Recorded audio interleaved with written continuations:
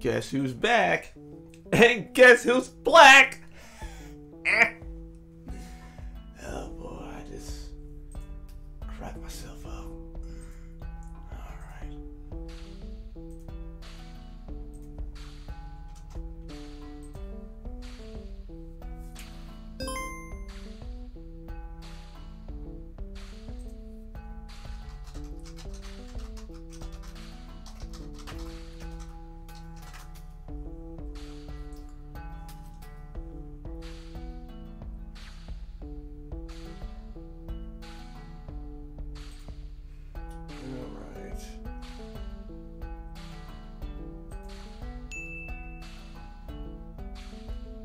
I got a ring ding.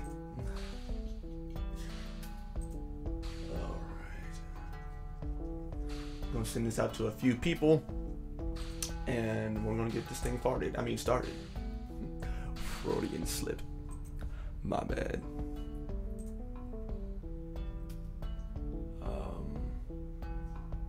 Here we go. New string.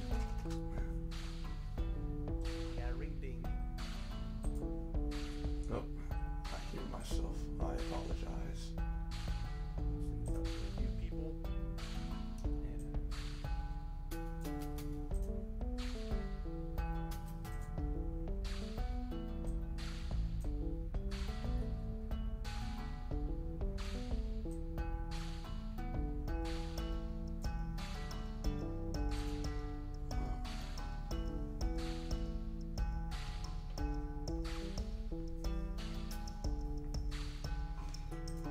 Okay, so then we're also going to share it on the Facebooks.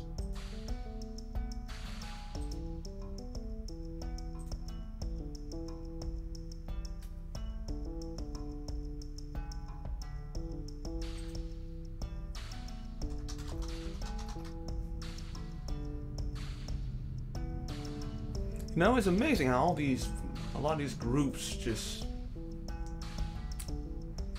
go away after a while, unless you really keep the recruitment in flowing all the time, because the new people bring in new conversations. So I guess the rule for all that is, if you're not growing, you're dying. Period. In a discussion.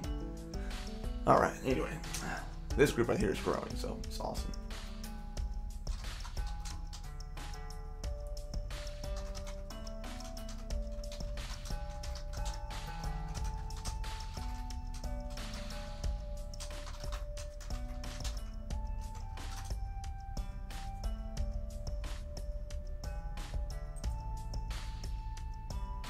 Okay.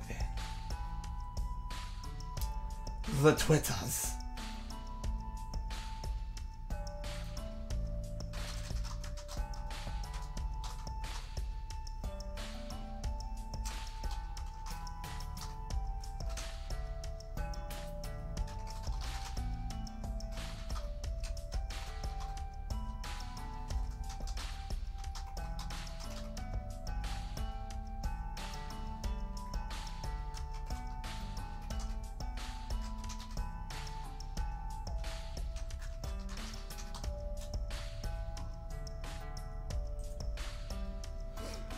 All right. I think that's enough sharing for right now. Oh, Scott Jacobson's here. Oh. Oh. All right. Scott Jacobson's here. Gonna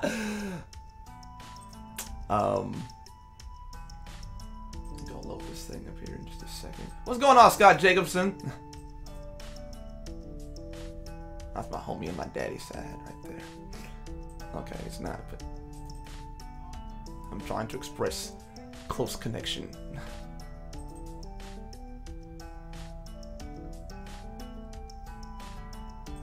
And Scott, I have dropped the ball when it comes to the commissions. And I think because, I don't know, I'm in a weird spot where I have to make a decision about whether or not I believe in this thing enough to actually see it all the way through. Now, I have it on schedule, all that stuff, you know, and sometimes, you know, it's a matter of God's timing too, you know, but, you know, still kind of working my way through all those type of things, you know, because I don't know what this thing's gonna do. I just don't know. There's nothing like it out there. And I'm not saying that to be pretentious. I'm as a gamer, I'm literally saying there's nothing else like it out there. It's just a weird thing. So I don't know what the reaction is going to be, especially towards the audience that I'm shooting for in the first place. You know, a bunch of easily scared Christians, and that's a vexing thing, isn't it? You would think that Christians would be the least fearful people, you know, because of the understanding of what we're saying, what we have here, you know. But no, a lot of times, bunch of pansies. It's like, oh my God, I don't understand. So, and I'm being harsh on that because, you know, sometimes, you know, you need to, a lot of believers need to be kind of slapped upside the head. I got slapped upside the head recently. Got into a big car accident. Like, you know, all the airbags in the entire vehicle deployed, all the airbags deployed, spun around a few times, you know, scared my wife a bunch, and, you know, I was fine and everything, you know. I thought it was kind of cool because the airbag deployed and everything, you know. I was like, oh crap.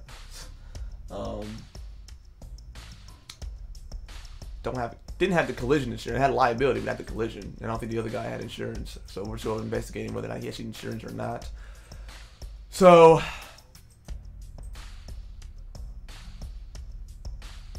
yeah. It was a wake-up call in a couple of different ways. Number one, I have a tendency to think about the bottom dollars too much.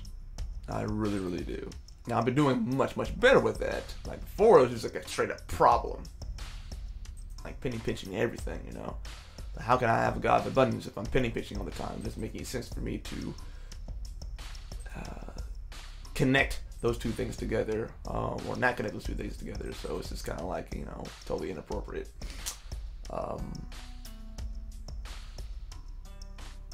So then I'm thinking, like, so when this accident happens, I'm like, well, maybe I needed to have some of the things that I find so comforting and find so much zeal in because it's saving me money. So I had this little hybrid vehicle, and, you know, it was doing awesome because, you know, I could do 8 hours, you know what I'm saying, on like a $40 tank of gas. So I'm like, that's Gucci, that's dope. You know. But if I serve a God of abundance, then why should I be worried about money the entire time? Well, that's just good stewardship. Well, good stewardship is actually making the money flow. It has nothing to do with the amount that you're saving. It's about flow. It's about making the money actually make more money for you in terms of what it is that you've got. And that can be poured into people as an asset, or some kind of investment, or something wacky like that. Now, remember obsessing over how much money I was saving and the way I was driving it, all this other kind of crazy stuff, you know. And now I'm realizing that, does my security come from God, or does it come from how much money I can save in a hybrid vehicle? That is no more. So, yeah, I think that is a silly thing to be looking at in terms of a believer. I shouldn't be so doggone scared about, you know, running out of money or whatever. You know, when have I ever run out of money? I've never run out of money.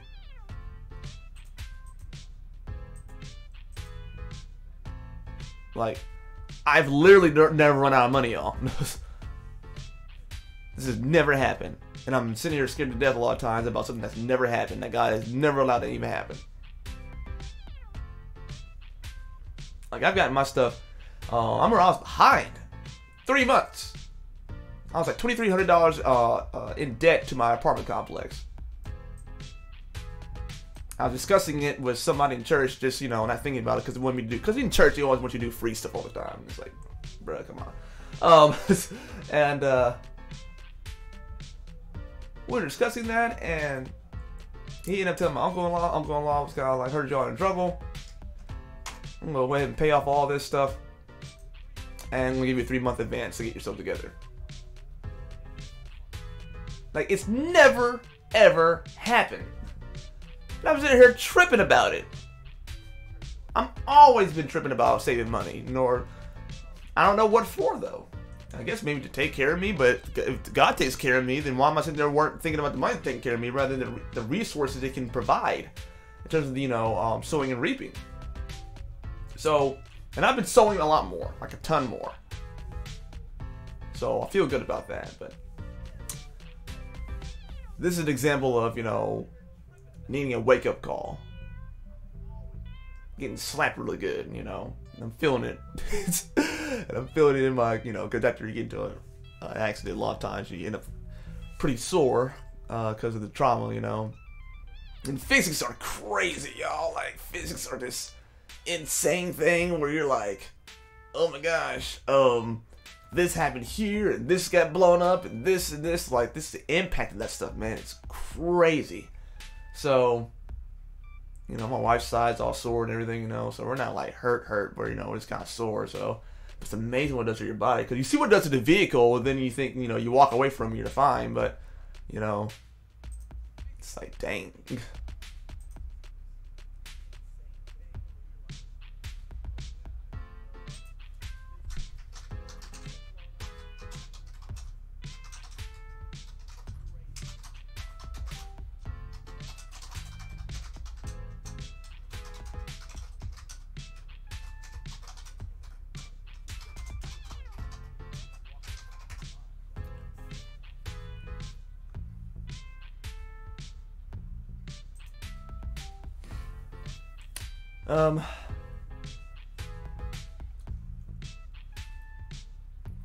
So if I seem harsher on the believers on this thing, that's why. Jesus did the exact same thing. He wasn't exactly a sweet little man when he came to his flock. Like, he wasn't playing. How long must I suffer you? It's when he got aggravated one time. I was like, dang. Which is fair, you know, like, what y'all doing?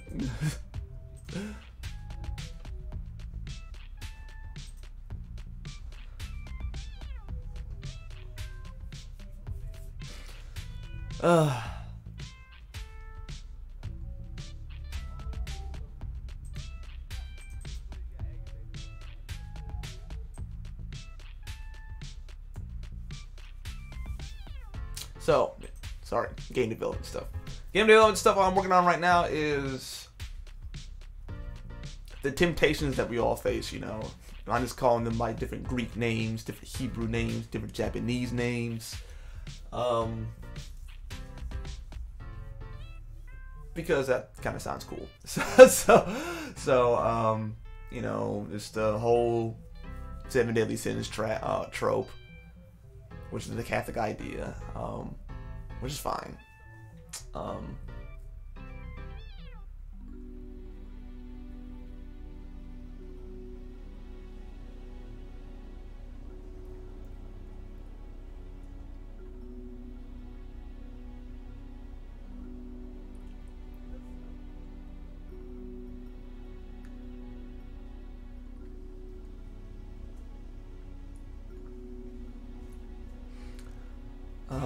And having that conversation with your character, you know, in terms of what they're tempted by or whatever it is, you know, how it relates to essentially selfishness, you know. So it's like, it's more about the character being selfish and in the midst of a need, and that's what produces sin. Sin is when essentially you become selfish in face of a maybe real need or supposed need, you know. So money's not bad, for example. The love of money is bad, as in you love it over God, over people, over everything else, because you think that's going to take care of you more than God's going to take care of you. And so therefore you're willing to shut other people out and to misbehave and to do all kinds of stupid stuff with the money, because that's the God that's going to take care of you. So it doesn't matter what you do or say to other people, you can just go ahead and be selfish towards that, and you think the money's going to take care of you. It does not. All that does is produce more chaos in your life, because then what you have is a bunch of other selfish people trying to get your money, and that's when the sharks and, you know, celebrities say it all the time, you know, a lot of time for them, once the money goes, all their supposed friends goes alongside with them. All those relationships gone. So you need actual relationships to sustain you. You need to actually be reaping and sowing and giving and loving and all those type of things, you know. You need to be a complete person, and that put that on inanimate objects. so that's the more mature thing to do, you know, and that's what leads people to sin, you know.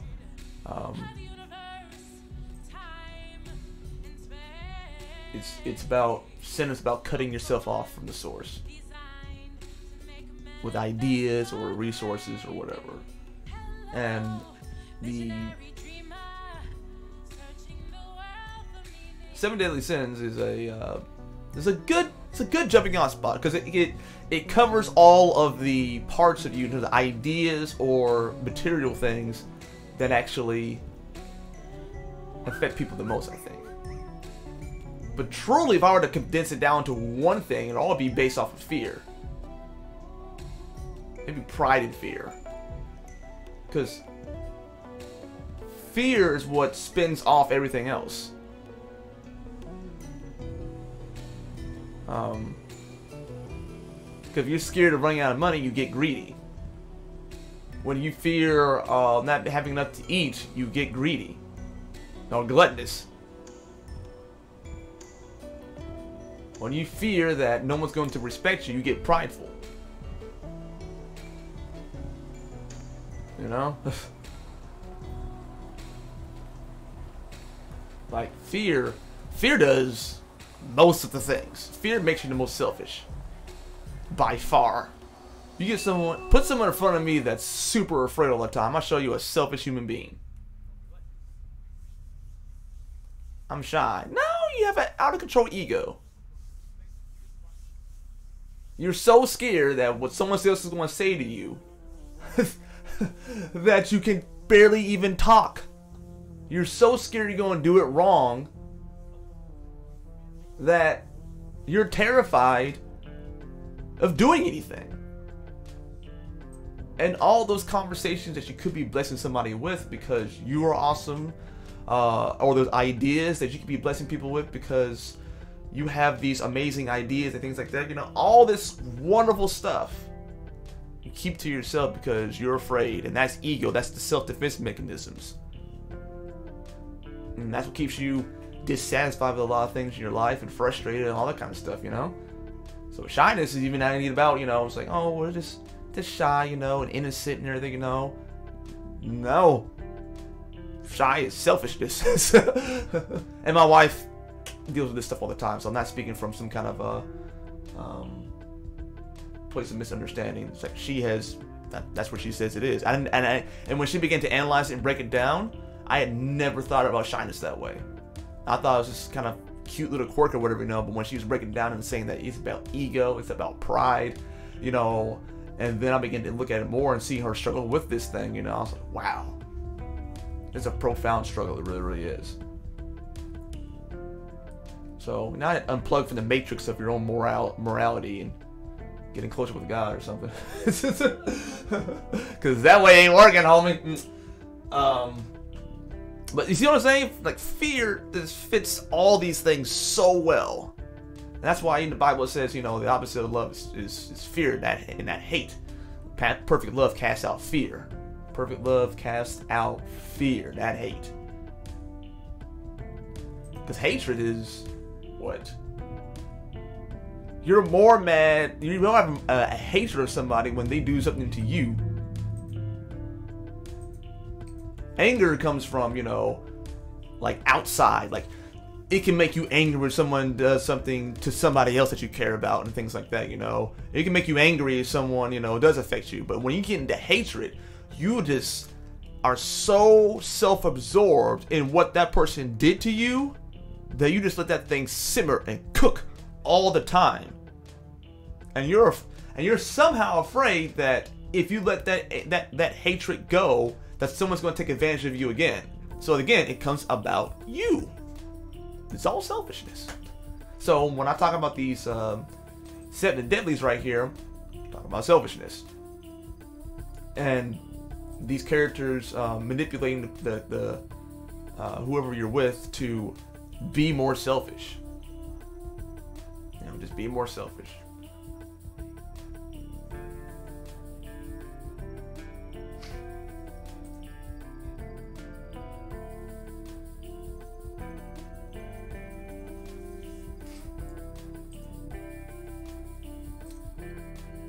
So, because we have, let's see,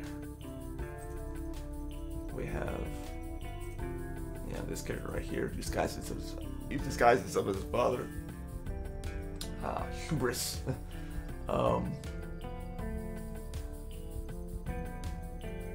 and hubris is just like indulge in your own moral law, your own moral code. Basically, it's like, it's self-esteem, really, so, esteem yourself above all else. The Word of God doesn't say that. It says to esteem others better than yourself. So it's saying to esteem yourself, but just not above other people. Because then that's when, again, you become selfish. Y'all, it's not good to be selfish. I'm just... hopefully that might be clear by now. Like, it's not good to be selfish. It's miserable. It's miserable.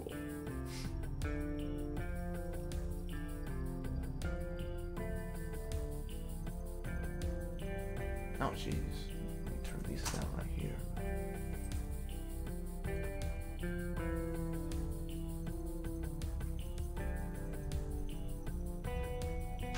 Anytime I become selfish, it has done nothing but backfire right in my face. Like 10 times out of 10. And so I don't say that often because, you know, room for error, all that stuff. But nah, like 10 times out of 10, backfire.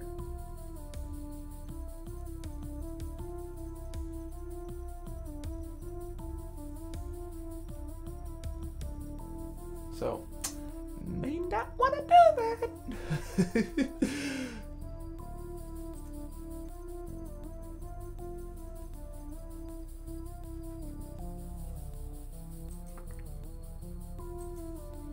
I'm not even convinced that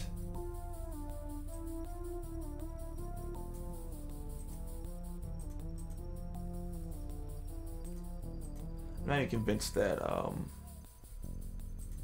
it's way too much MP. Way too much. Yeah.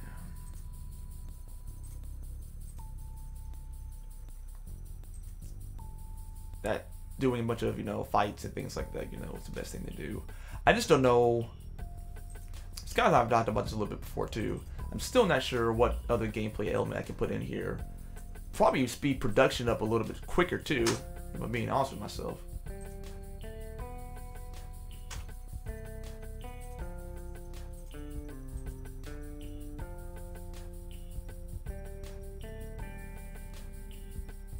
That was way too much MP. Good lord.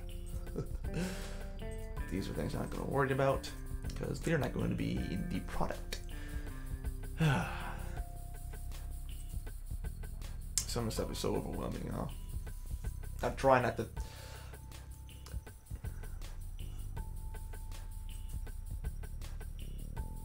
Oh, I was talking about how sin is actually linked to selfishness. That, and I was telling them that. Oh, I need you to touch and agree, Scott Jacobson, of the restoration of my car, my money, and my time. Or another car, my money, and my time. Because got into an accident. We're fine, but it's a little sore. But I was saying how, you know, a lot of that stuff led to a wake-up call, and with a few things in terms of my resources, and stop penny pitching and freaking out and all the type of stuff that I've been doing and everything, you know, but sowing more into people and doing that with a mindset of being a bountifulness rather than a mindset of, you know, oh my gosh, what are we gonna do? And the numbers are not looking right and all that other crap. I'm so sick of myself doing that. Jeez. So I was saying that, you know, sometimes we as Christians we need a wake-up call, and that's why I'm a little bit harsher on my commentary towards believers, because we're supposed to be salt and light and hope, and a lot of times a lot of wound licking, you know, me and mine, blah blah blah blah blah. I'm like, you're gonna be okay, you got the Holy Spirit. Like, you're good, you got God giving you favor and all that stuff. He's the comforter. And what does your neighbor have? Does he have them? I'm just, you know, I'm just saying, bro. And it's not to minimize Christian suffering either, but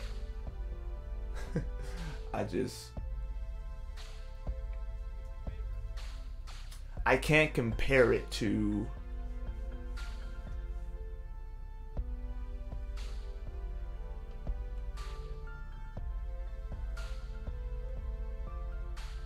I don't know. There's something about whether or not because I'm not saying that you things get easier as Christian, but I'm saying that, like, I can't compare Christian suffering to suffering as a non-believer, because at least you know. You know? At least you know. Non-believer, not so sure. Right? But at least you know. It's your choice based on that knowledge to do or to agree with God or to whatever. Based off of that knowledge. Of what you actually know and how far you want to take that. Because believers have enough of God as they want. But at least you know something. Going through suffering and not knowing, that's different.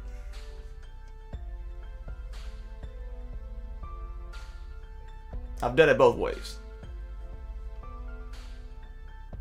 It's different. So that's why I'm like, look, you've got more options at your disposal as a believer.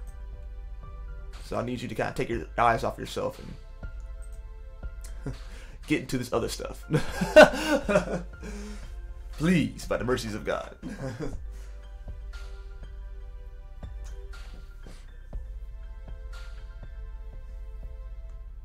But anyway, that's what you missed.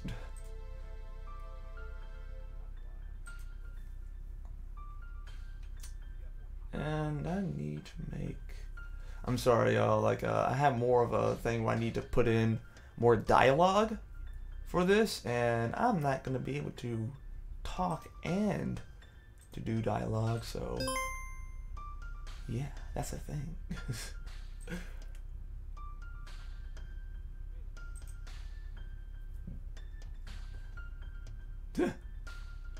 These guys are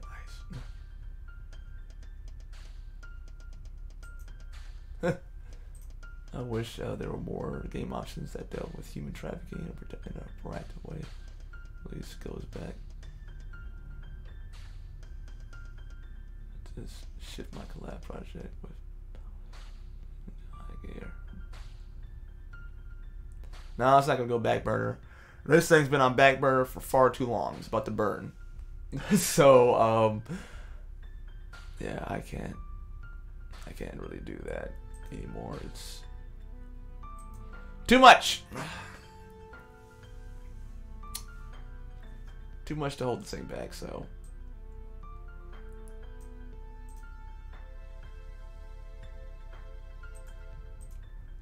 I'm still kind of questioning.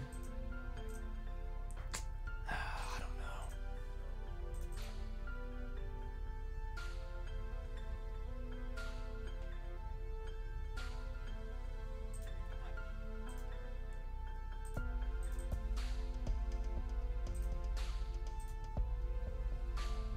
Yeah, kind of questioning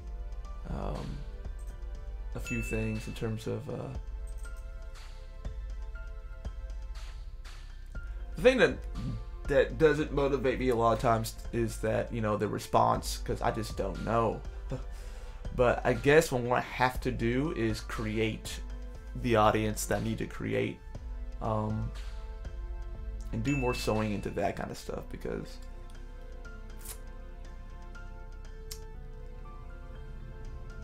I don't think that this is going to work if I don't do that.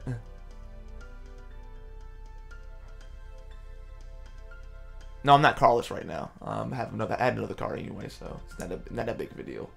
I'm just annoyed about, you know, the inconvenience and money and time being put into it when I could be concentrating on the things that God wants me to concentrate on.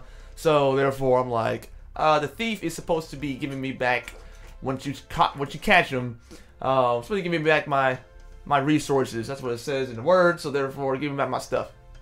So I just need to touch and agree with that, in terms of restoration over my vehicle, my time, and my money. So yeah.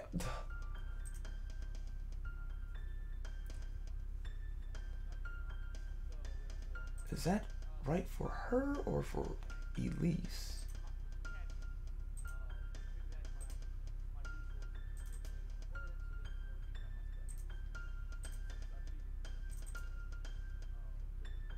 Huh, I'm gonna have a few battles on this one. Look at my sheet here. Yeah,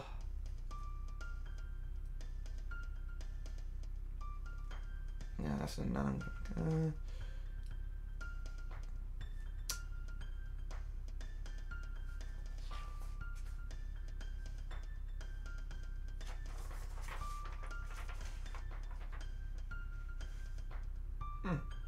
Don't have lead on here. It's weird.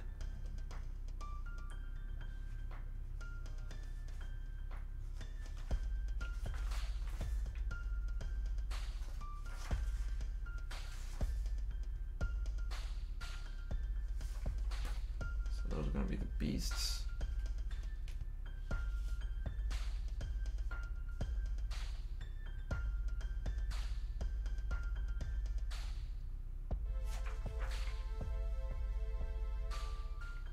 See, I'm not quite sure what I've done here in terms of her gate versus the other gates.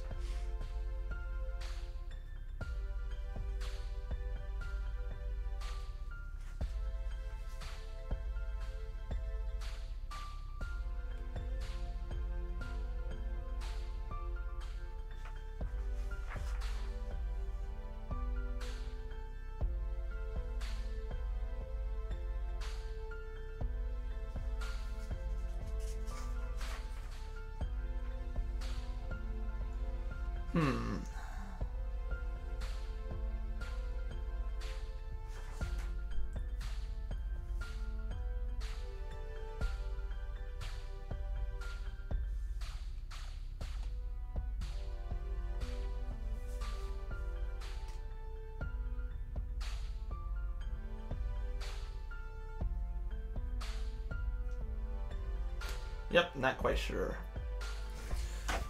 What a pain in the fanny. But that's okay. What I can do is markers. Let's take the names.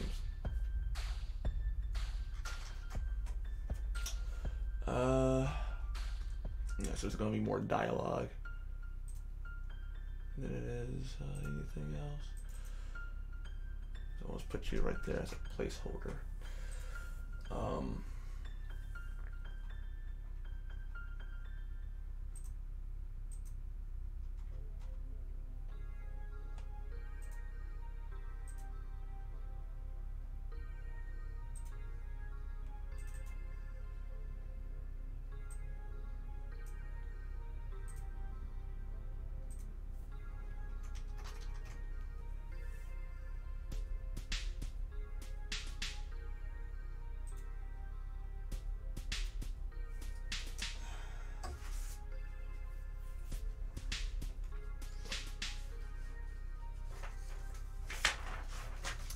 Okay, we have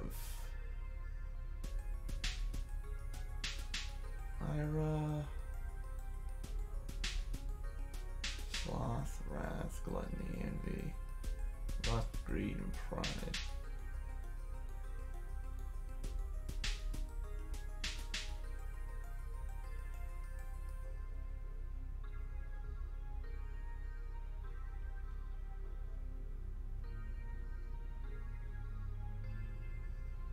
Yeah, let's make this one Lust right here, actually. We'll say, so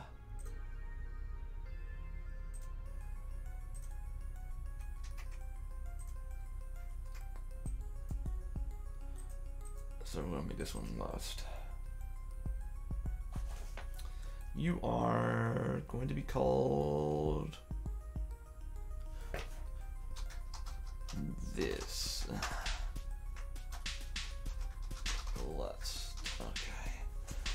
And that should be represented by her father.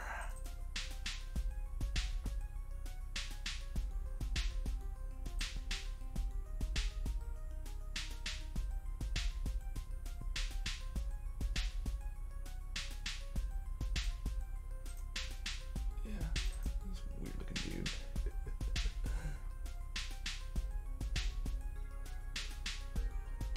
Oh. That's not right.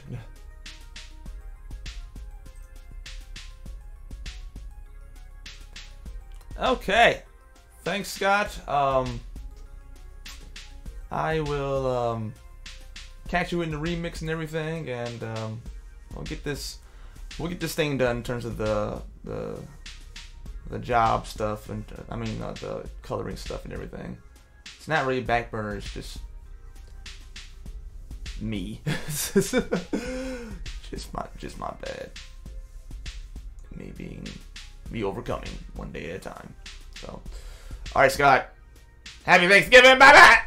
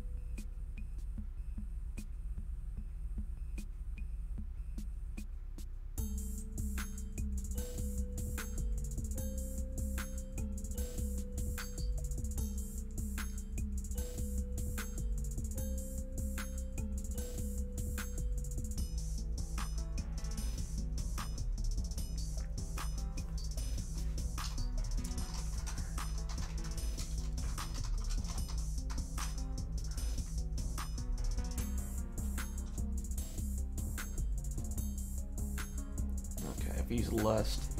They're new to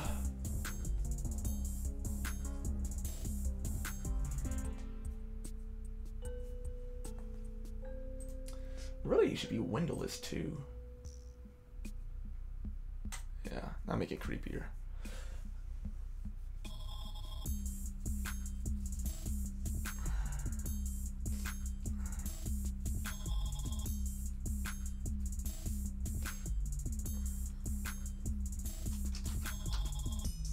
I might be bouncing out of here pretty soon.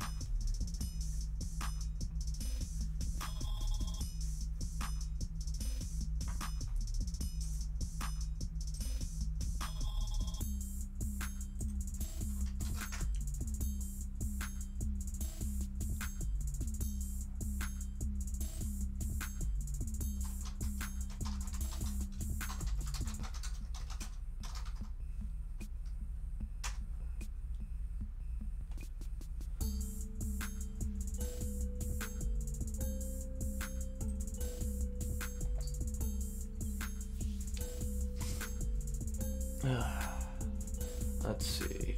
Dad. No.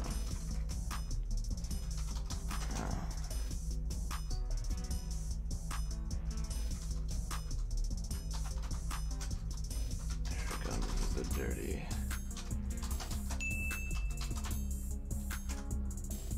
Here comes the dirty girl.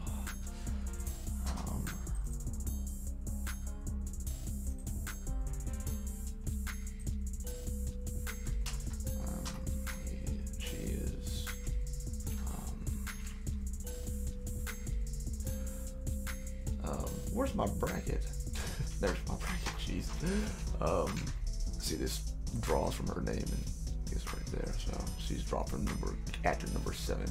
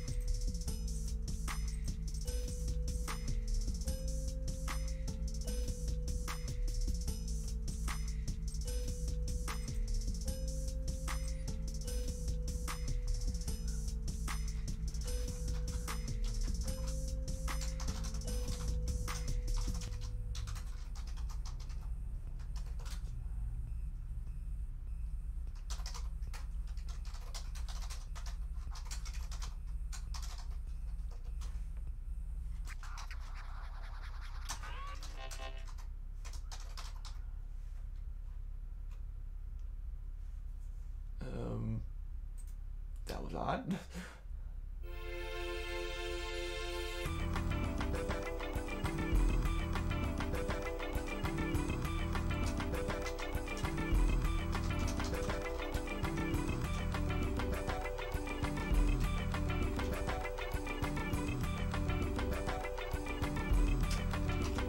Go.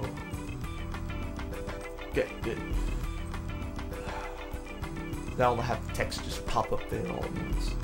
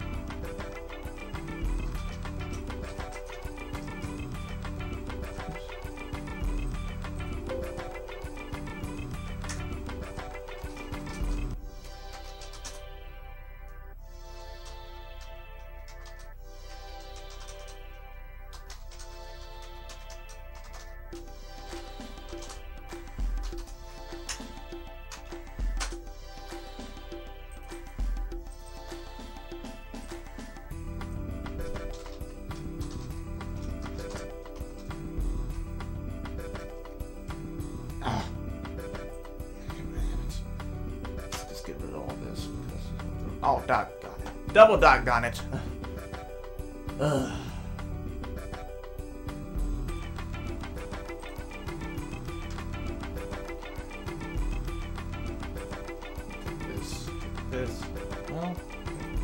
take that. Jeez.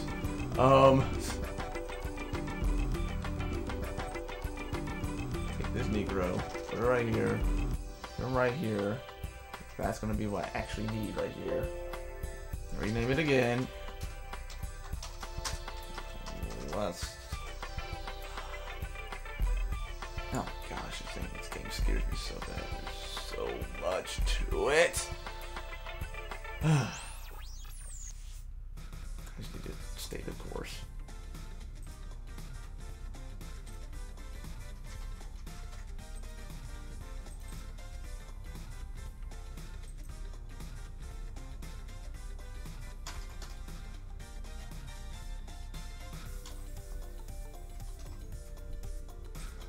There we go.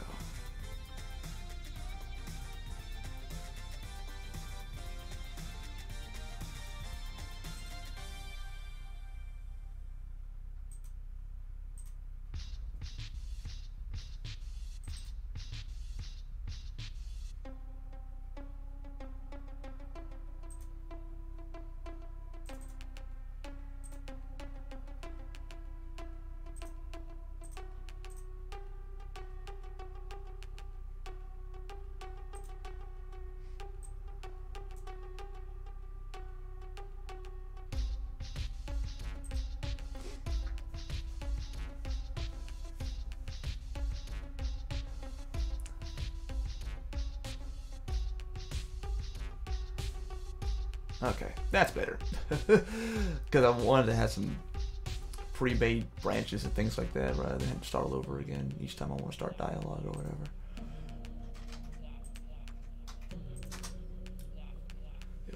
There it is. I'll get it done.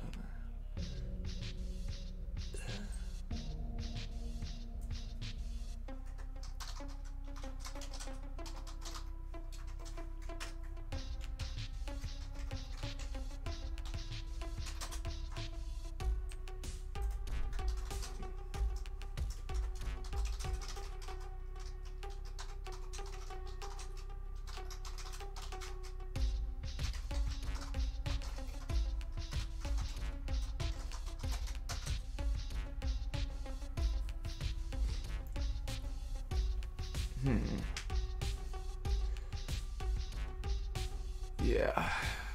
Do you realize having this conversation with yourself?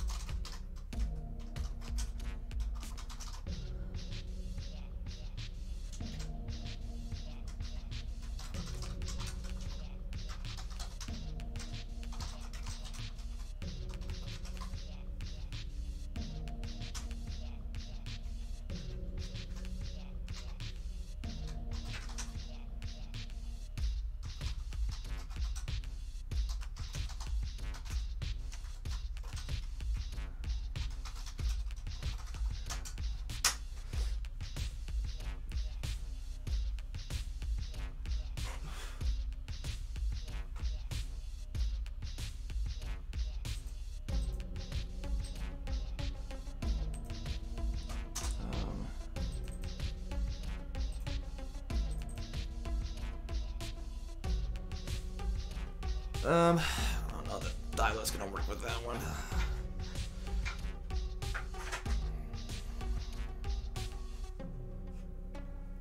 I'm sure the SJWs will get on me about this type of stuff. It's one of the type of things you really can't talk about if you're in that industry.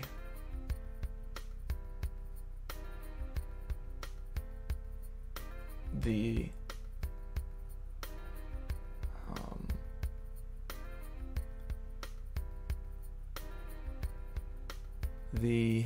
what was it called? Stockholm Syndrome.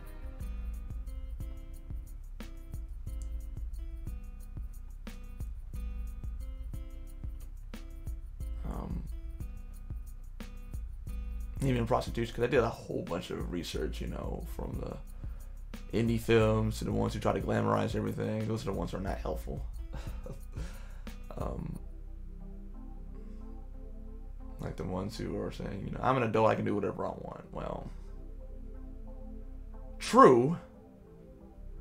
Doesn't make it a good freaking idea. I can drive my car with my butt cheeks. You know what I'm saying? Doesn't make it a good freaking idea. And that would say that something went horribly wrong in my life if I decided to drive my car with my butt cheeks. That says something about my life at some iteration time in it. You know, something went wrong. So, to think this is like an appropriate thing to do. But when both my arms and hands and everything else works, you know what I'm saying? I just want to steer my car on my butt cheeks, you know? That says something that's happened. You know, that's just a weird thing to do.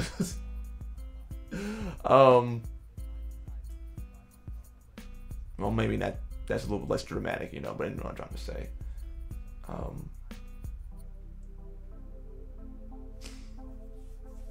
So when I think about, you know, what leads some people, because this is a male and female industry, you know, we forget about the males, what the heck's going through their brain, you know. People just think that because men like to have sex more, that, you know, that they are not making bad decisions too, is weird to me. But, you know, no one grew up trying to say, you know, hey, I want a whole bunch of dudes to pound me, or, you know what I'm saying? These were not the childhood dreams. Which is why the place is so full of drugs and abuse, in terms of alcohol abuse and things like that, you know, because everyone's trying to forget all the time, you know, and their testimonies, not what I'm trying to infer from them, but their testimonies are heartbreaking. A lot of them are runaways from overly strict parents, and a lot of them are runaways because nowadays, you know, they're runaways because, you know, they actually do kind of want that to get the attention from it. But then when they actually experience it, you know, they talk about, you know, they always say the same thing. First night I cried. I mean, it was such a great experience, you know what I'm saying? How come everyone, like every last one of them, cried? Then had to get off substance abuse and things like that. Like, come on, man.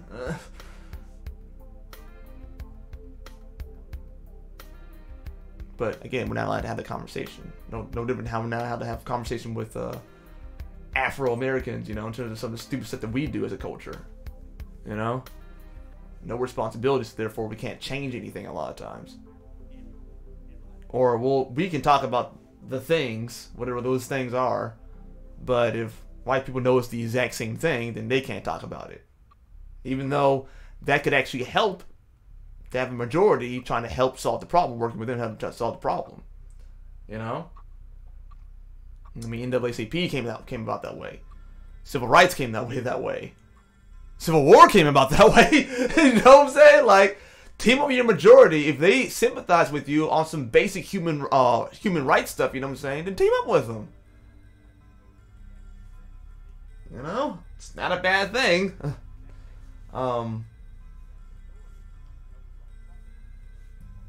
But I wish we could take more accountability for things that we do that are dumb, that aren't that helpful. But I can't talk about that because the narrative has to be structured a certain way, that white people are bad and that's all there is to it, and they should feel bad for what they did to us. That's the narrative. So it's no wonder why white nationalists are on the rise when you have that kind of narrative being strung all over the doggone media all the time. Freaking unbelievable. Anyway, sorry, getting dark for a second. But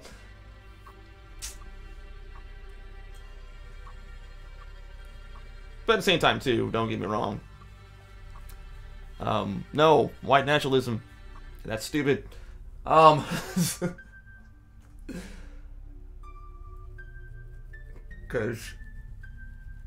you understand, you know, all the advances in technology that you had and everything, you know, you're thinking that, you know, we invented this, we did this, and blah, blah, blah, blah, blah. It's like, nah, your culture is a culture of conquest. And during conquest, it takes from other cultures and then implements them to itself, and then burns down the other culture and says that, well, what are you talking about? We've always had this idea. That is the nature of conquest.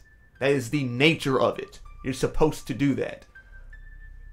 So as much conquesting that you guys have done, you have accumulated a large amount of these kinds of things in terms of cultural appropriation and things like that. As you should in conquest. But don't get it twisted. You're the hodgepodge of a lot of ideas from other cultures.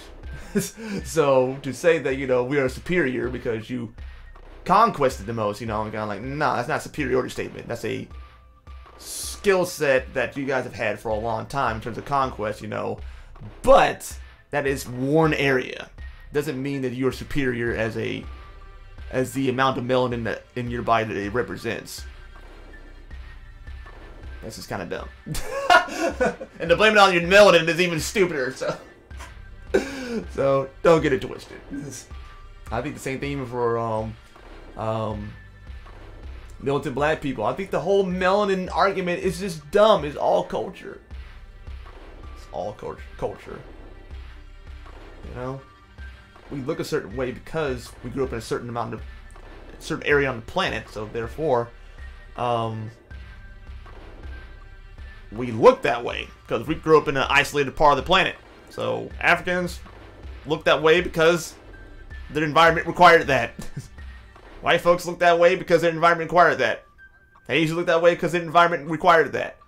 Native Americans look that way because their environment required that. But within that isolated, in terms of that environment where they're isolated at, a culture was birthed from those places. And then not even all the same culture. How many different tribes and other type of stuff, you know, and peoples have been in our Native American cultures and Black African cultures and European cultures. You know, get some Irish and some Catholics together, see what happens. Get some Scots and some Irish together, see what happens. You know, it's different cultures.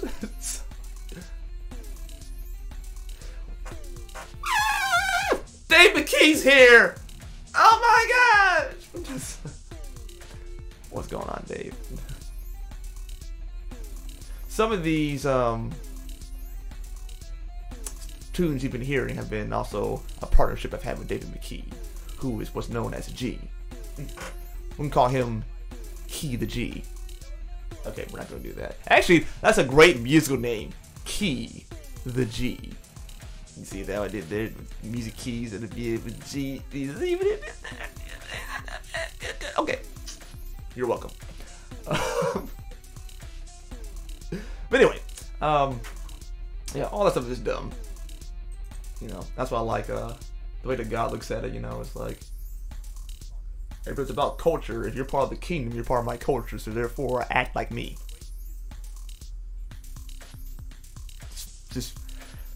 Just breaks it down. Bloodline's different. Key of the G. David the Key of the G.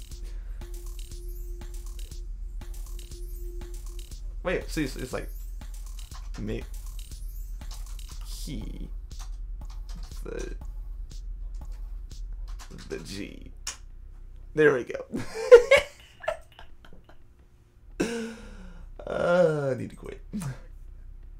Oh, that's not true.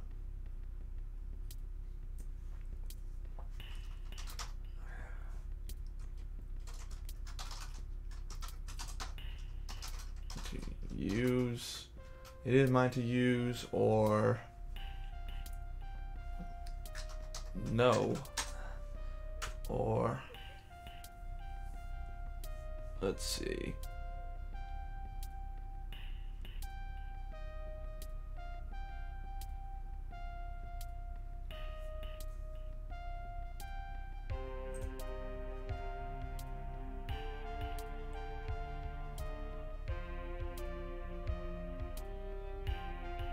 Actually, this is the right song for that.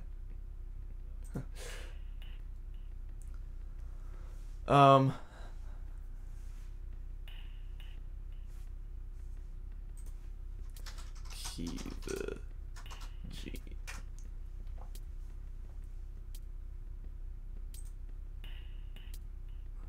There we go. You're so welcome, David. Yeah.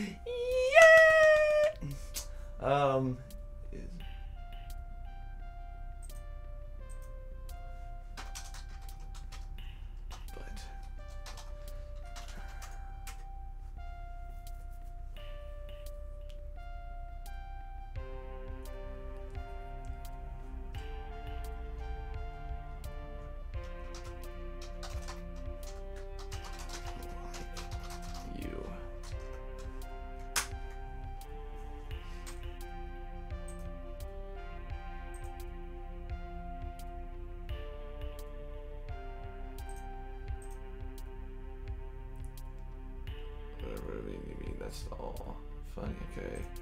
All right. Cool.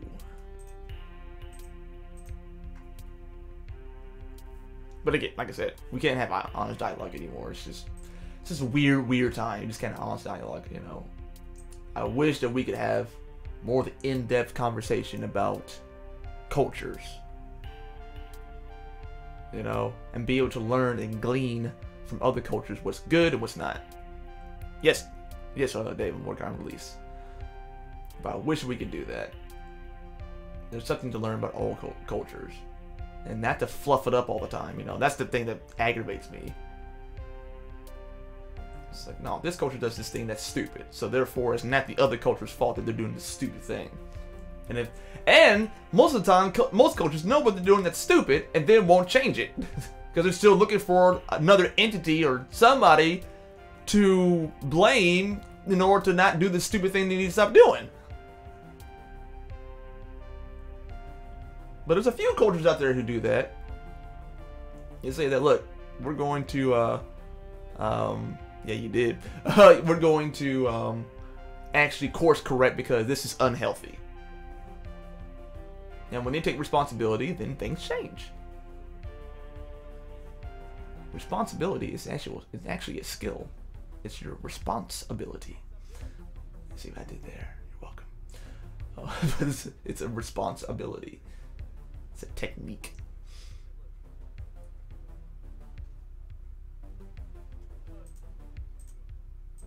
What do I need? It's mine to use. Yeah, I was talking about human trafficking, sex working culture, and things like that, and how a lot of times like this game might come off as gross and weird, and no one would ever do that, and nah, that is what they do. And a lot of times, you know, we're not allowed to have an honest dialogue about different cultures. You know, there's a culture inside of the sex industry as well. There's cultures inside all this, you know, and we're only allowed to represent the good side of it, or the good sides of it. We can't talk about like things like Stockholm Syndrome and how a lot of girls, men and women both, go back to the sex industry because like you can't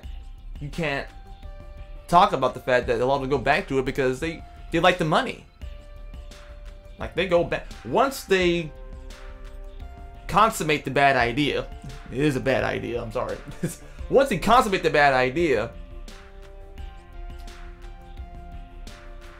you just want to act like everything's normal, but your culture says otherwise. Your culture is full of drugs and alcohol abuse to forget all this bad stuff, you know.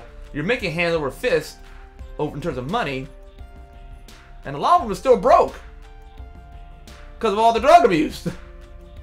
But then when they get out of the industry, they're so addicted to the money that they go back into it. We're not allowed to talk about that. We're not allowed to talk about people who've been human trafficked, where they actually go back to the people with the pimps or whatever, you know, because Stockholm Syndrome. They've been so brainwashed to go back to it. So if I represent that here in the game, you know, I'm like, I might be looked at as weird or offensive, you know. It's like, that's what they do, some of them do. Elysia is one of the few who actually didn't.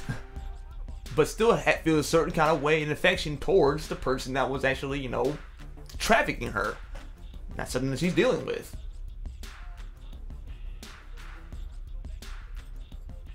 gonna get in trouble for this thing, doggone it. Anyway. That's just the way that she feels about it.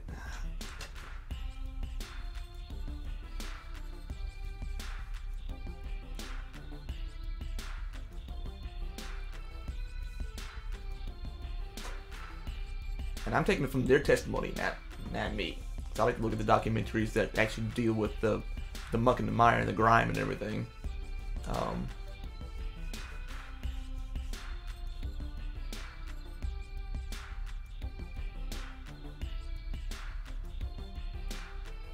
Because in that way I can actually learn something and actually represent this thing in some kind of accuracy. I'm not even going to sit there and say that I'm representing all the way in. That's why I go in with the emotional stuff of it, but not like I'm trying to get myself too far into it because I don't know.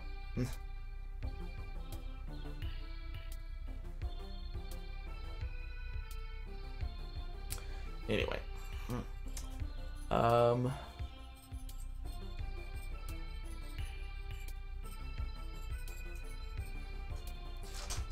Don't.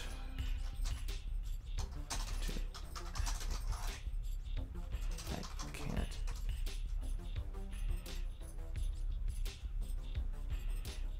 Oh Lord. Steam forums are probably trash right now.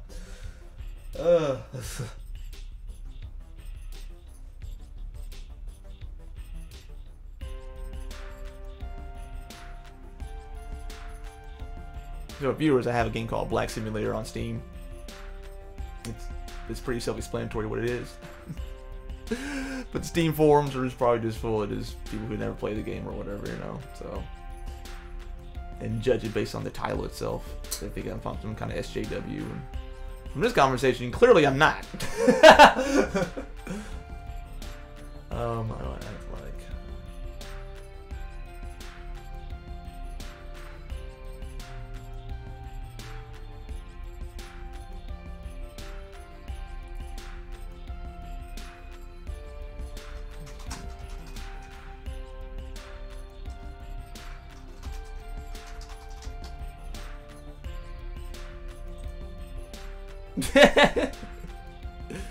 Yeah, it's I find fascinating. Hold on a second.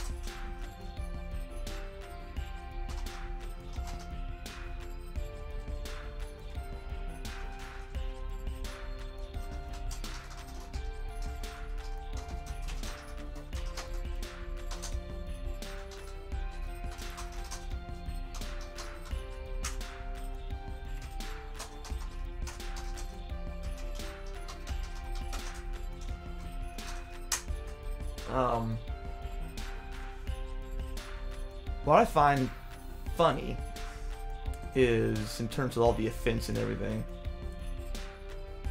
is that the people who blame religion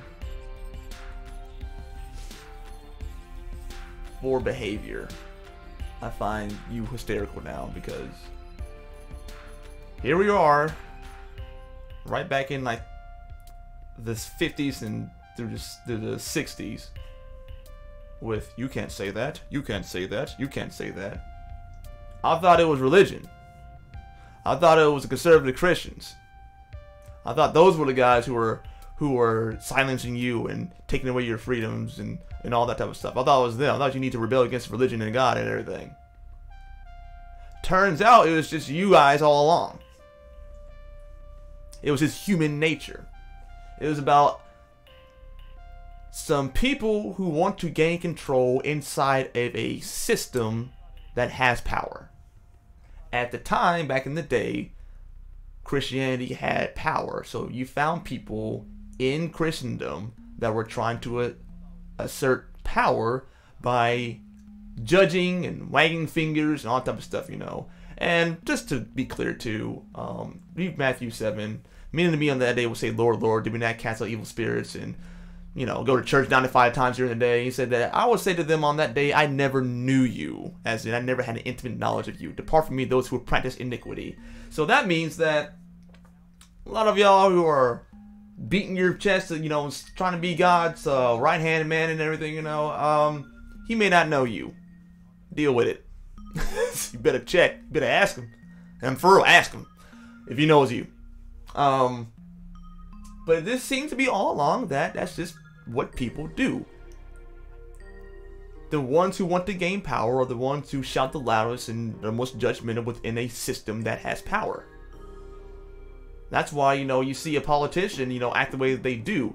They don't believe probably half the stuff they're actually saying. They just want to look morally superior. Because that's how they can gain power. That's how they can get votes. Had nothing to do with religion at all. And everything to do with human nature. Like you have the younger feminists calling the older feminists out because they're not feminist enough. So I'm like, what are you doing? What are you doing? Had nothing to do with religion or Christianity. Nothing to do with it. This is you the whole time. You were the monster. Humanity was the monster. Again. Which was the very thing that God's trying to get us out of, being ridiculous. But what do I know? Other than what's clearly evident. We didn't have religion. We wouldn't be so constrained. Yeah, whatever. Probably done way worse without the Christianity, without crazy people in Christianity than, without it. So there are probably going to be killings here pretty soon. Or eventually. Because you have some nutballs that were like, I want to prevent the end of the world. Get the filter of God off some crazy people and see how crazy it gets. Because even back in the day when you had the religious right, you didn't have them you never did have them, like trashing places, like Antifa or other places like that. You didn't have none of that. Have some people that are in love with their own morality. See what happens then. Oh, wait, you get to see it now.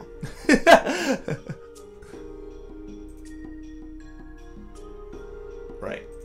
And I understand why people think that way. It's fear. And we got to talk about this earlier today in the podcast, or in this live stream, was fear. Fear makes you act like a selfish idiot. Fear can have you react to things rather than think through things. And a lot of people are very afraid of a lot of different things. Because it is a scary world out here. Period. So a lot of people who are, and I understand the SJWs, I do. They are super concerned that if you say the wrong things or have the wrong ideologies out there, that it could produce a Nazi. It could produce the same hate and vitriol that you had from back in the day. Gay bashings and all that type of stuff,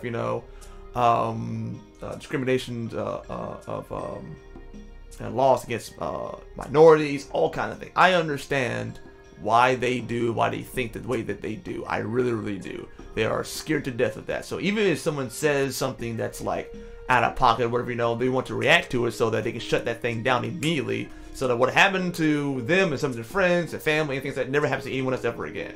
That's exactly what this character is. Yeah, this character right here is exactly that. She wants to love, but she reacts in fear more than anything else. So she turns into a monster, basically. And that's what happens to you when you're afraid all the time. You turn into a monster. Because it becomes all about you and your ideology. And you will begin to eat each other when you react in fear. Fear is not love. Fear can never be love. That's why perfect love casts out fear. You cannot do that. You cannot. You cannot react in fear and expect love to be produced from it. It is impossible. You can keep trying, but it is impossible. You don't look very loving right now. You look like fearful weirdos who are so scared about what's going to happen that there's no thinking. There's no long-term thinking here. The brain's been shut completely off. You just react to things and start running around the street for some reason. And try to shut down, free speech. That makes more people who are going to say more scandalous things, that makes them more popular. That's long-term thinking right there. I'm not in my emotions about it, so I can think long-term. You leave an idea out there in the you know, in the universe, so to speak. You leave it out, idea out there, and if the idea makes coherent sense when everyone's not all being all emotional about things, you know, then it will grow. If it doesn't, it will die. It's the same thing that I think one of the Pharisees were talking about Christianity. He said that if this is of God, it will grow. If this is not of God, it will die. But he said that you don't want to start stuffing out this Christian movement, because then you'll be putting yourself against God, and you don't want that to happen. It's in the Bible. Pretty crazy, right? In the same way, an idea that's bad, you want to put it out there so that it has chance to go out there and die. If it's a good idea that is healthy and leading to good things, then it will grow.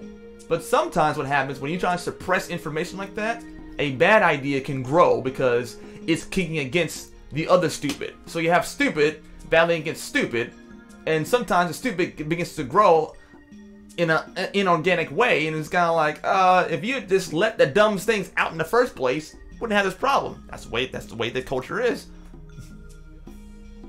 People will do things just to be contrary. So again, that's why you see more white nationalists out now, because they're just reacting, because they're afraid they're going to get their freedoms taken away, and that, you know, the minority's going to take over. So they are just as stupid as some of the other stupid people reacting in fear. Can't do it. You can't do it. You gotta have love. Love is long-term thinking. Fear is short-term reactions. The long game is love. Why am I preaching right now? I got a friend that's spiritual info. I want to show her some of your video games and suggestions.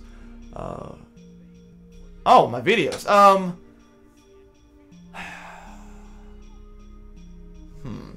I guess she can look through Sober Artists. Not Sober Artists, sorry. She can look through.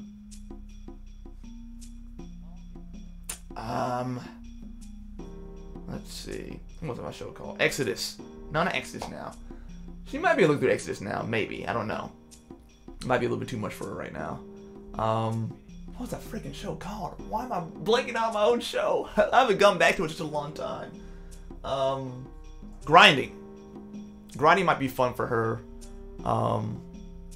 It might be interesting for her, you know, so she can go through Grinding. It's like 100 some odd episodes of Grinding, where I just talk about spiritual stuff, just in general. I would also suggest her going to gotquestions.org, even though that's more of a Reformed Baptist viewpoint of how theology works. I think that gives some good grounding about how that kind of stuff works, though. I'll suggest that as well.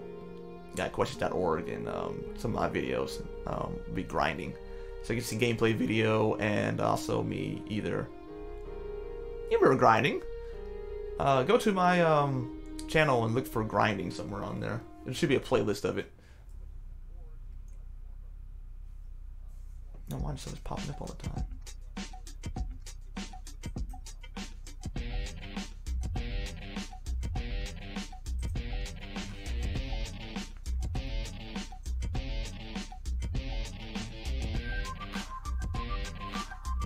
And tell me when you find it, Dave, or make sure it's actually still up there for some reason. It should be, for God's sake. They've all been pulled. You talked about Jesus too much.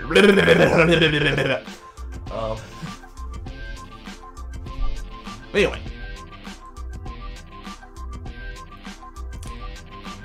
So actually, you really want to talk about fear and love?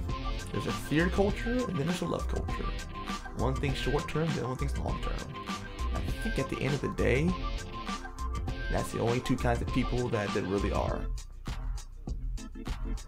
But perfect love has to cast out fear. Love has to show its superiority to the fear mongering. And anybody can fear monger because they're so worried about themselves and what they got and their interests and things like that. You can't do that. This is why men and women of love has stood up in the midst of a lot of fear and done the right thing and changed the nation. Love is fiercely powerful when you actually activate it. It can't be conquered. Otherwise, you can conquer God, and God is love. God cannot be conquered.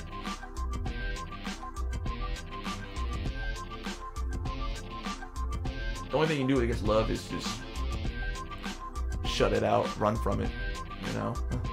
But you can't confront it. You can't fight it. You can just run from it or just block it out. It's the only thing you can do against love. But trying to deal with it? No. It's gonna win.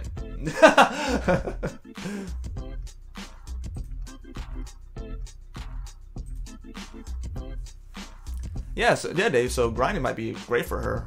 It's something at least.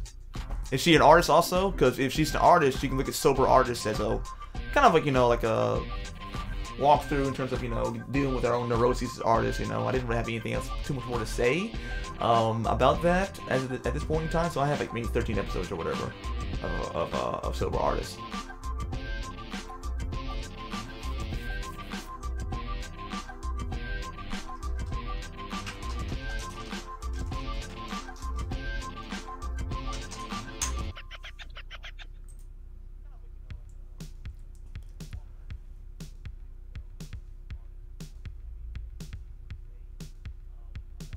Okay, yeah, have her check out Sober Artist also. She might be entertained by that and also find some ways to get over some stuff.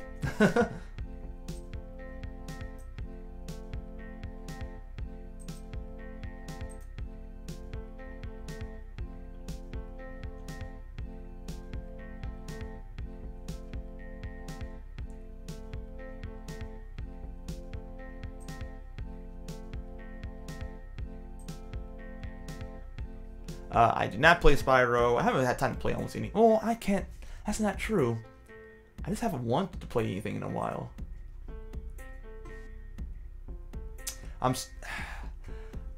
I'm torn between many different things right now, and they haven't really. They're flowing pretty well together, but I want them to flow together a little bit better. And my recreational time is one that I'm really working on because I haven't made time to do anything recreational in a long time. Like I have Dragon Quest 10, whatever number we're on right now, and it's still in the plastic. I have Mario Odyssey, and it's still in the plastic. I have Street Fighter Anniversary Collection, which I love Street Fighter. Get it. Get some.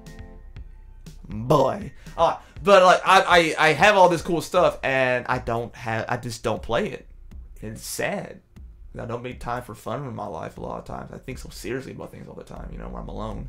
Because I get my energy from people, so therefore when no one's around, you know, it's just kind of like brooding. Like I turn to Batman all of a friggin' sudden. It's awful. But it gives me interesting things to think about and talk about, so that's his other quirk, I guess.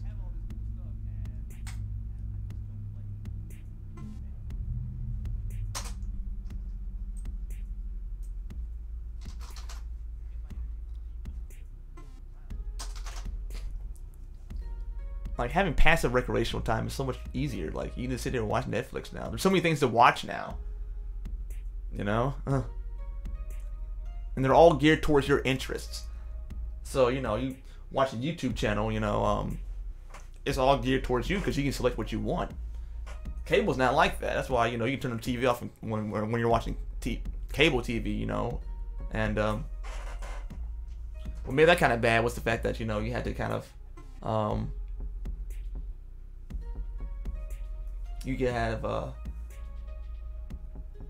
time slots, so you know you had to be back in order to watch it here or watch it there and things like that, you know. But now it's not like that anymore. It's just you can watch maybe some TV and then cut it off until your next show was up. And it's not like that anymore. You just binge on everything nowadays. Get sucked into a black hole, you know. And now video games, you know, it's like it's more active. So you're like, I can play this and get pissed off and go through all this emotional stuff, or I can just sit here on the couch.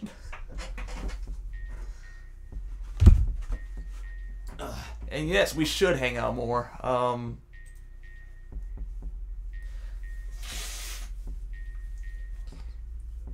getting myself another car. Because Lauren's car can make it up there, you know, so it won't be that big of a deal. But we should, yeah. Because, like, these days I've been driving a little bit more, so yeah, I just need to get myself another car. My second car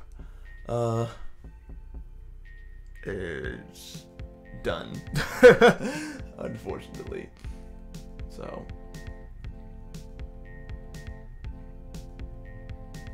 yeah, right? Like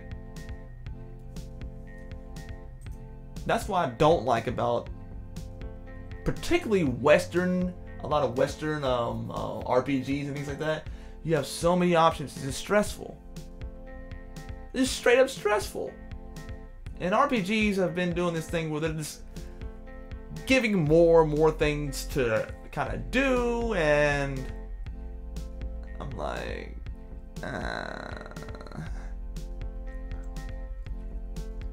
like, that's why this game is more streamlined. Like, your thing is that you're supposed to beat the 7 bosses, basically. That's what you're supposed to be doing.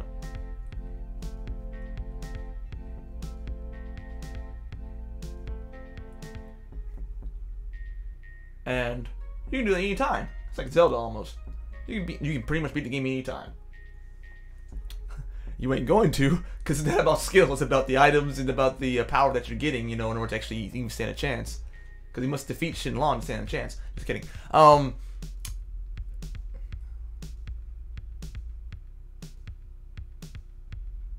It's like, so I just made it pretty simple. This is a very, very basic RPG.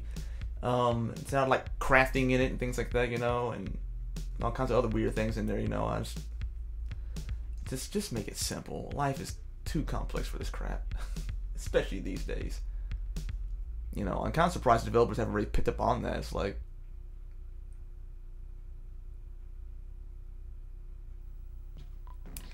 any functioning adult who actually, you know, works and things like that, you know, is not going to want to learn all this other crap about a game. They want to pick it up and play.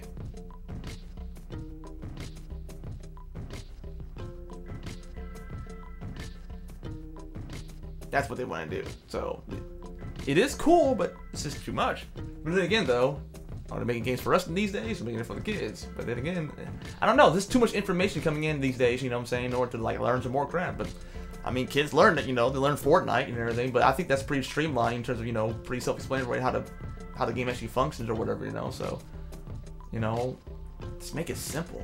Just want to pick up and play. Games used to be that way, but I don't know. They got into this whole weird Western idea of, you know, we're going to make a real role-playing game where you really are feeling like you're in the world. No, that's not what does it. Systems is not what makes someone get into an immersive experience. That's menu splunking. What makes someone go into an immersive experience is the difficulty and challenge. I'm more immersed playing Contra than I am like Skyrim. By far. Yeah, Fortnite is streamlined. So I think that's what the appeal of it is that Fortnite, most people can get in there, pick up and play, and be like, okay, cool.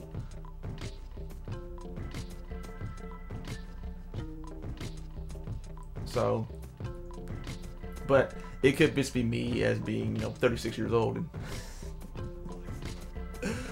but I still will go 100% behind, you know, like, hey, it's about the difficulty. That's what makes the game immersive. That's why people are, like, all up in Dark Souls. All up in that game, because of how freaking hard it is. And whenever you see someone reviewing a Dark Souls game, the ambience and mood that they set in reviewing that game is brooding and dark and all that, because they've been so immersed in the game, because they're like there, because they have to concentrate and really look at it and find out mysteries and everything, you know. Oh, those guys are all up in that game. The most immersive experience that you could possibly have. One of the most immersive you can have in a single player game. It really, really is, because it's so freaking hard. Same thing with Fortnite and MMOs is that the more that they fight each other in terms of, you know, getting more and more higher ranks with different players and things like that, you know, the more they're into it. But it's now all these dumb systems.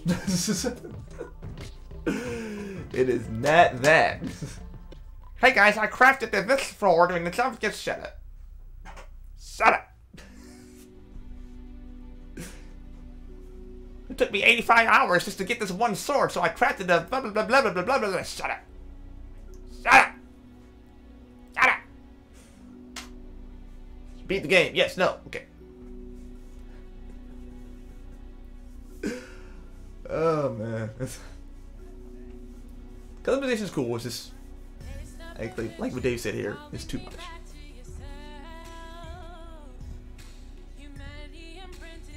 Oh, we don't heard this song before. It's our song, Dave! This is a song I worked with the McKee right here and an artist here in town named Jackie Cunningham. She's pretty amazing.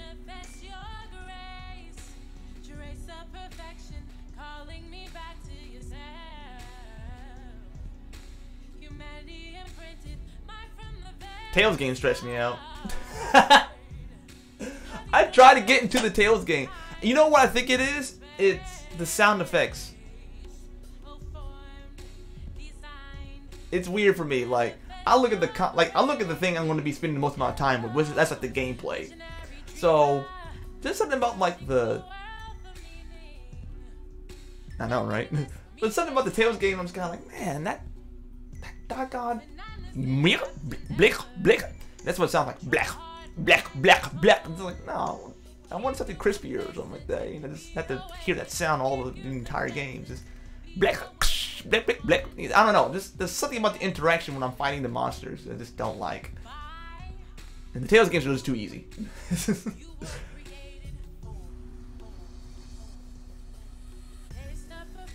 Yeah, sound effects will mess me up, dude.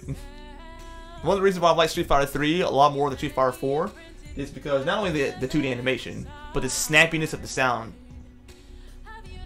I love the snappiness of the way that game controls and the animation and the sound. Gosh. So I hated 4.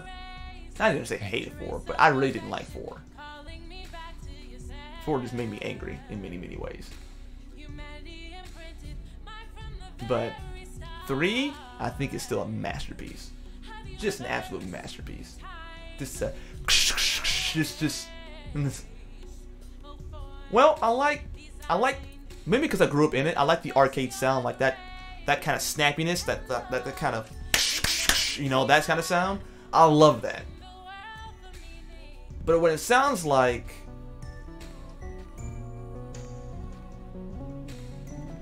I don't know.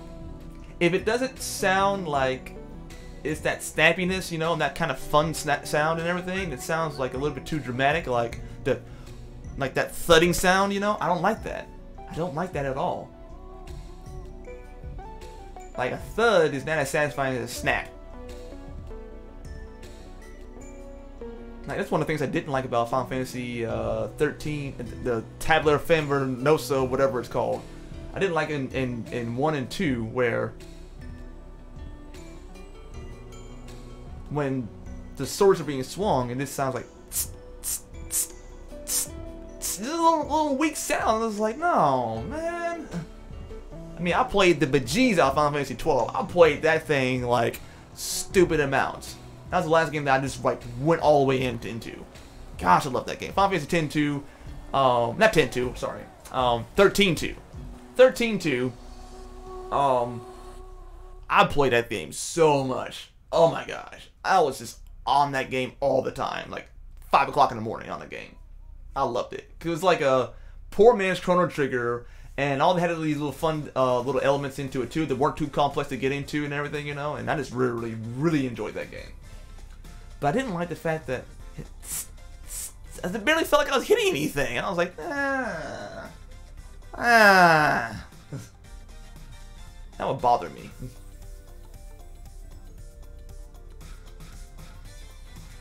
Yeah, Soul Calibur doesn't offend me as much. I like a nice arcadey snap, basically is what I like.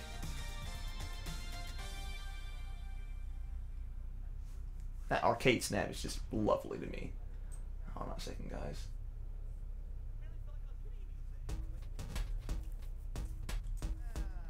Like, go and listen to Final Fight, the original Final Fight, when you punch somebody. And then go maybe listen to like a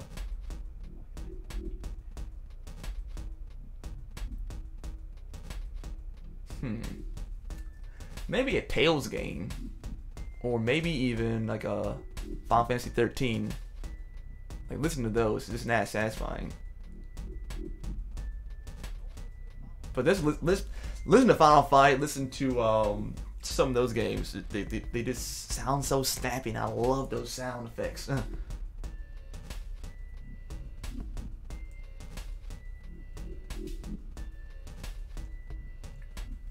Or you can, actually no, you can listen to the original Street Fighter 2 and Street Fighter 3, and then listen to Street Fighter 4. Just doesn't do the same thing for me. It sounds like you're hitting a person, but you're not having arcade fun. It's like,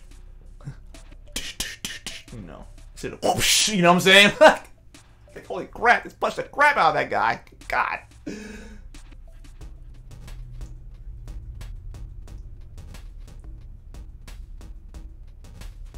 Like, I know, you hit somebody. We know it's a video game. Why are we trying to emulate reality so much? It's a video game. That's what I like about Kojima so much. He knew it was a video game. He didn't try to emulate life. He tried to make a good game, a fun game. He broke the fourth wall, all that good stuff, you know? And he had fun with the aesthetics and the story and all kinds of weird things, you know what I'm saying? But at the core, he knew it was a video game.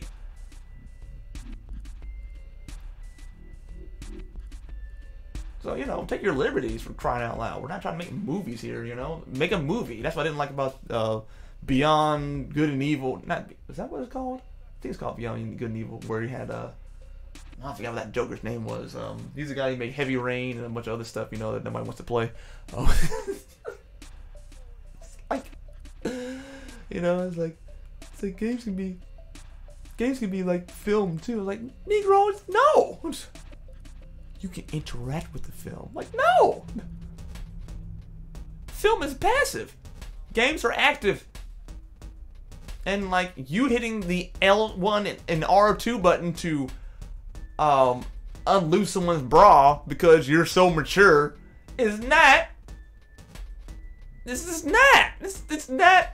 That number one's not mature. That's just weird. It's just dumb. Make a movie. If you're gonna make it that passive. You have some cutscenes that maybe cinematic, you know, but not. Stop it. Make a game. Good lord. David Cage, that Negro. Okay. I use the word Negro as a noun a lot of times. I'm trying to stop, but not trying very hard. Yeah. A guy. He annoys me.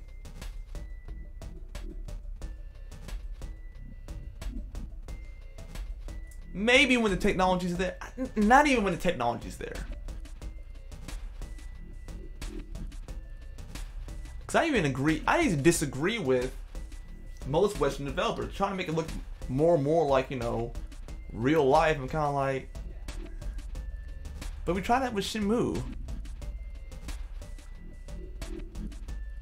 And it was cool for a while, then technology caught up to it, and now, like, Shenmue is groundbreaking in the fact that, it was like his first open world kind of game like that, you know, and mimic real life so much, you know. That was cool. But these days, it's kind of boring. Still a classic, still needs to be in museums, still broke ground like few games have before or since. But compared to what we had, it's kind of boring. I wouldn't go back and play Shenmue again.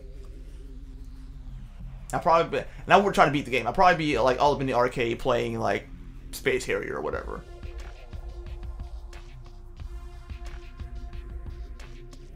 But trying to be so on the nose with the technology now, I'm just kind of like, why?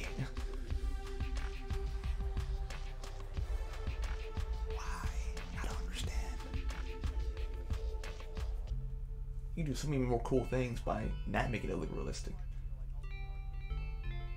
But I'm not mad at everyone. I'm not mad at developers who do that, because you need both. You need the abstract stuff, you need the cartoony stuff, you need all that kind of stuff, and you need the realistic stuff. So you need all of them. Just the abundance of Western developers just made these very complex games that are, or AAA. At least they did in the AAA realm. on the nose interpretations of people, mainly white people, talking about things that culturally white folks care to talk about. I want to say white people, I'm not saying that's a critical thing, obviously, because I do have a whole spiel about, you know what I'm saying, culture and things like that. So when I say white people, I say, we're talking about culture. You know what I'm saying? Like, when we talk about that kind of stuff, you know, it's just that we don't call it culture. We just call it white people, black people, Asian people, you know what I'm saying? And we assume there is that their culture is attached to that, even though that is really, it's not really all that helpful. So I haven't figured out a better way to say it, you know, honestly. Western culture, I think that does a little bit better. I've been using that more often, but you know, it's just Western ideas and Western philosophies and Western stuff that Western people care about. I don't know. I'm just like, boring. Them white folks games. That'd be a great name for a company. The white folks games. You know, so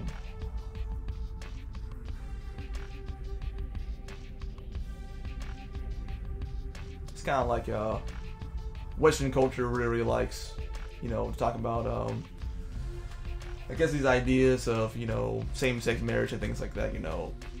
African American culture though, we really don't care. We're gonna make fun of you either way. I mean, we talk terrible to you. We just ride each other a whole lot anyway, like a bunch. Like, we probably need to stop riding each other as much as we do. Like, that's why Black Twitter is just comedy, because we just ride people just all day long, just riding people, just making fun of people. And some of it is most of it is hilarious, absolutely comedy. I can remember when people made fun of me because I acted white, right? Because you don't know anything about me other than the fact that, you know, I speak proper English, so I act white, which means that you're kind of making fun of yourself, because to be black is to not speak proper English and to be kind of a dullard. Anyway, so but some of the stuff they said back to me back when I was a kid, it's funny to me now. It wasn't funny at the time, but now it's comedy to me. Because I didn't know that put the little parts or whatever, you know what I'm saying, came out of style, right? Put a part in there, you know. Oh, there's old parking lot ahead. And I was like, wow, that's like, it'll be funny to me, but that was hilarious to me now. So, but we ride each other all the time, you know. So like, we don't care. Just don't get that in my face and try to say that, you know, that's more important than, you know what I'm saying, than the, quote unquote, the struggle, than the culture, you know. So I was like, yeah, who cares? You know, you don't really put that stuff up on a pedestal like that. You're going to get made fun of. That is the equality of African American culture. Everyone gets rode. Go to Vlad TV comments sometimes, you know, get somebody who looks funny in there, like Pee-wee. Somebody said he looked like the Pot of Greed from Yu-Gi-Oh! And I thought that was comedy. I was rolling. Forget someone in there that, like, you're gonna make me fun of. That's our version of equality. Everyone gets rode. Everyone gets rode. So, oh boy! I might be heading out here pretty soon, Dave. I've been on here for almost 2 hours now, but I've had company this time around. So, that's been nice. So anyway. Let's see here. Oh, the wife's here to visit. So anyway. But yeah, I'm going because this is where I'm trying to do more typing and everything, you know, and I have not done any typing. I've been talking more than I've been typing, so therefore I'll probably just need to hang it up for today, because the struggle is too real. This is too real. So I apologize for all my game developers who want to see some developing. I've been pontificating about stuff all this entire time. So yeah, I'm just gonna go ahead and hang this thing up for right now. So, but thanks, Dave McKee. I'm glad that you stopped by. I'm glad that Scott Jacobson stopped by. That was a lot of fun. Them white folks game. Shut up, David. Oh man. But you guys come back, I'll probably have more of this whole 7 deadly sin thing, you know, and I'll try to make it not so doggone cliche. Like I said, I'll make it more about selfishness and things like that than I will about, I don't know, whatever. So, whatever else is out there, so. But, thanks for stopping by. And, fun thing too, Dave McKee and, guy named, Vig's Dream Core, to say that, and, I think it's called, what is this? Had another artist. We're gonna be starting up in a couple of months. We're gonna be starting up a Black Folkdale team. Thank you, David. We're going to starting up a radio station, you know, here on YouTube as well. So that'll be a lot of fun, and it'll be more maybe faith focused, I guess. Maybe that's the way to say it. But we're calling it something. We're calling it kingdom music and kingdom things and kingdom this and kingdom that and everything, you know, because Jesus represented where he was from, so therefore we should represent where we're actually from, which is the king's dominion. Jesus carried a dominion with him. He talked about it often, and that's what we're supposed to be representing, rather than representing, oh, I'm a Democrat, or I'm a Republican, and I'm a gamer, and I'm a shut up. You're part-time those things. You're full-time kingdom. That's where you're going to be forever. So silence! Silence! So we're trying to make more music that is comes more in the spirit of the Lord, and it won't be anything weird or cliche. We make fire. Doggone it. But what's playing right now? Oh, okay. So, and that's what you've been hearing a lot more in terms of the music in the background. That's more Kingdom music, you know, that I've been playing. So it's either the video game, which is still a Kingdom video game, or this Kingdom musics and all that kind of stuff, you know. So, but you'll be hearing more of that from us. Varix Dream Core has more of like an arcadey kind of synth wave-esque type of thing going on with him, you know. It's really, really cool with like, go back and listen to like your Sega Saturn games, you know, and which I love those soundtracks so much. But really, really accomplished musician. My homeboy Joe Thomas, same thing, but he's on that he's on like a jazz R&B type of thing, you know, and you know, he's a believer also, and he's trying to create more out of that, more down in spirit, you know, same more than anything else. And you know, me, obviously I'm more hip hop, you know, so between the three of us we got a good thing going in terms of the collaboration. So and launching the radio station will probably mean too that we'll be able to launch some music albums as well, but we're going to keep on the back burner too. So I wanted to, you know, while you're out here, Dave, to shout you out and all that good stuff too. So, which I know we fire into the sound, yeah, synth sound, especially for this, yeah. So, cause I did a track recently where it's more synth oriented and like and I was like, dude, this is way different than what I usually make, you know. When you get to the spirit, it's a lot different. So, as you would expect to. So anyway, but you can find out ways to support me in the links in the description below. And thanks again, Varix Dream Core. Find him on SoundCloud, yay! And also Scott Jacobson for all the work that you do in terms of Trick Loving the Kids and everything, because he's a teacher of video games at a school that he's at, so it's really, really cool stuff. So, alright guys, this is gonna be it for this live stream. It's the longest one I ever had, so it's really fun.